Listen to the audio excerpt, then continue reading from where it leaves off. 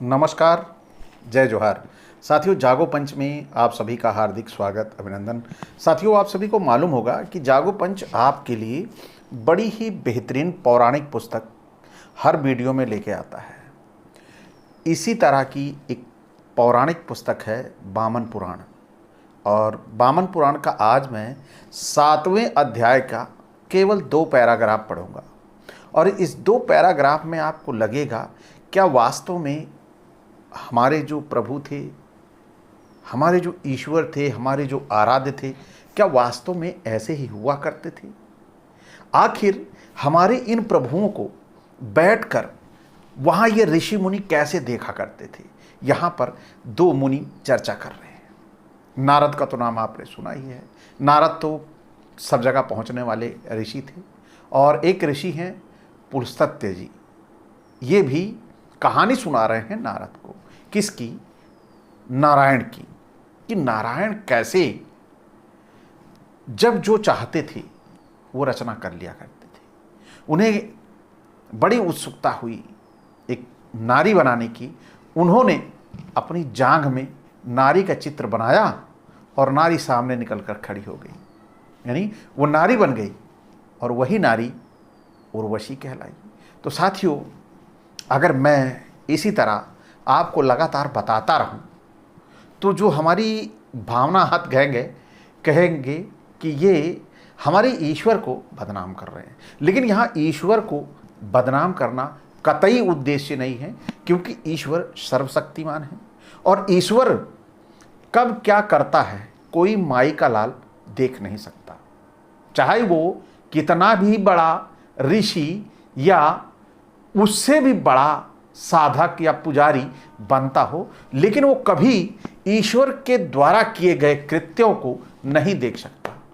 वो देख सकता है तब जब धरती पर वो चीज़ आ जाती है। यानी आज भी अल्ट्रासाउंड तो उपलब्ध है, लेकिन अल्ट्रासाउंड में पूरा बच्चे का हूबहू चेहरा कैसा है ये नहीं दिखता है ना। ये आप सभी जानते हैं। और अल्ट्रासाउंड की रिपोर्ट जब आती है तो देखते हैं उसमें किस तरह बना होता है, लेकिन वो चीज़ नहीं देख पाते। लेकिन हमारे ये ऋषि मुनि जितने थे, ये सभी ईश्वर कब क्या कर रहा है, नारायण कब क्या कर रहे हैं, ये सारी चीज़ें देखा करते थे। तो उन्होंने उर्वशी को कैसे बनाया, उर्वशी इंद्र के पास कैसे चली गई, ये सारी बातें बड़ी सोचने वाली हैं। क्योंकि जब तक आप सुनेंगे नहीं तब तक जानेंगे नहीं। तो आज ये वामन पुराण का 7वां अध्याय ये आपको बता रहा है। बड़ी मज़ेदार कहानी है। अगर पुस्तक से पढ़ के सुनाऊंगा तो मेरे बोलने के हिसाब से उससे भी ज़्यादा आपको अच्छी लगेगी, क्योंकि पुस्तक में जो ये पुलस्त्य मुनि है और जो लेखक हैं इसके, उन्होंने वो लिख डाला है कि आपको मज़ा आने वाला है। तो पुलस्त्य बोले, नारद जी, उसके बाद समर्थ नारायण ऋषि कामदेव को हंसते हुए देखकर यूँ बोले, काम तुम यहाँ बैठो। काम उनकी उस अक्षुब्धता यानी स्थिरता को देखकर चकित हो गए। महामुनि अप्सराओं की ओर देखकर स्वागत के द्वार उनकी पूजा। उसके पश्चात भगवान नारायण मुनि ने हंसकर एक बसंत को भी उस समय बड़ी चिंता हुई।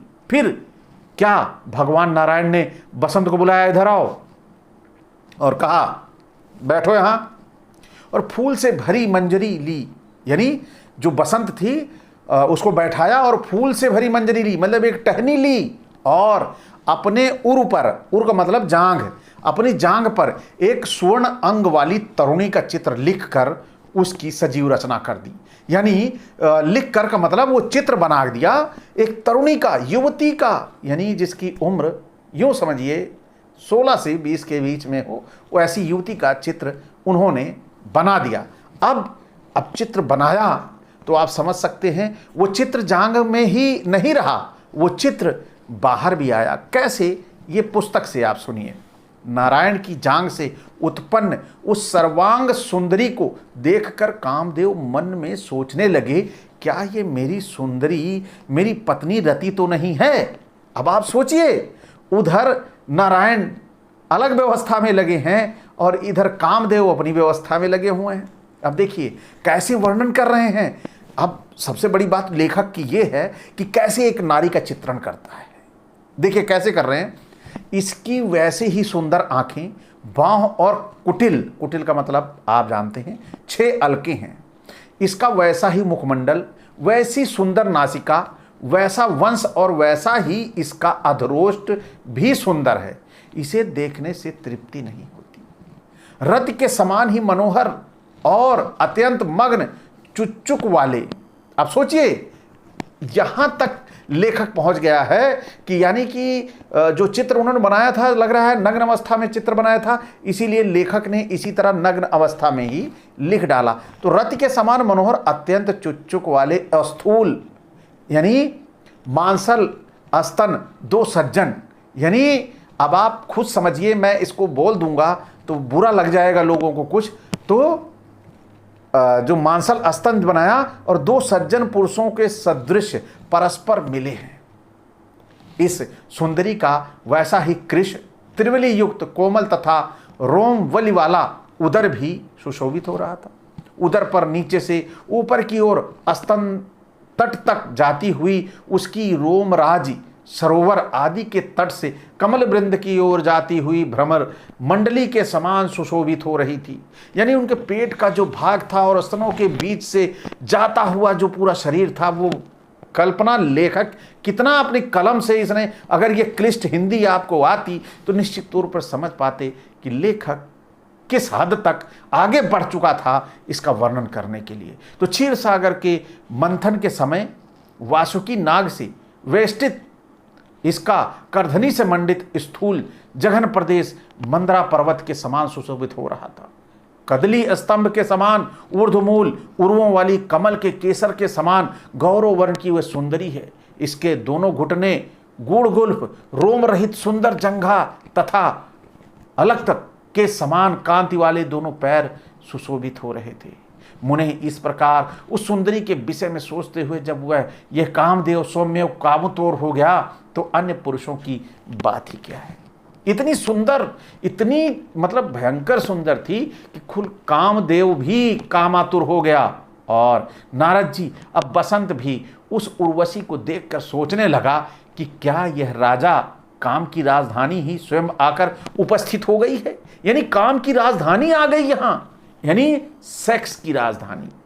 सोचिए, कलम मतलब कितनी खतरनाक, मतलब इतना अच्छा चित्रण किया है कि शायद है कि सोच मतलब सुनते सुनते ही सिर ऐसी, गर्दन ऐसी, जांघें ऐसी, स्तन ऐसा, कट क्षेत्र ऐसा, इतना सुनते ही आप कल्पना कर लो कि वाकई ही नारी किस तरह की होगी।